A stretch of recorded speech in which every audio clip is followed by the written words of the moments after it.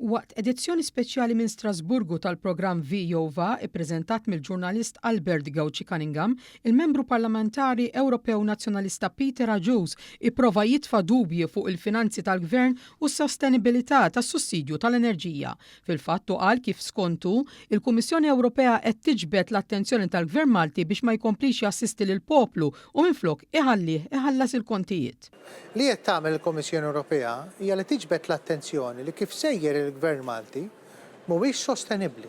Dan anke jekk bil-maqlub ta' pajjiżi oħrajn fl-Unjoni Ewropea il-finanzi nazzjonali f'pajjiżna komplew jitjiebu minkejja dan l-appoġġ bla preċedent li baqa' jingħata mill-Gvern. Iżda Hughes anke jekk iċ-ċifri nazzjonali jmeruh ukoll anqal id-dubji dwar l-ekonomija Maltija. Irid ikollna mbagħad maniġment finanzjarju li jippermettilna nkomplu nissussidjaw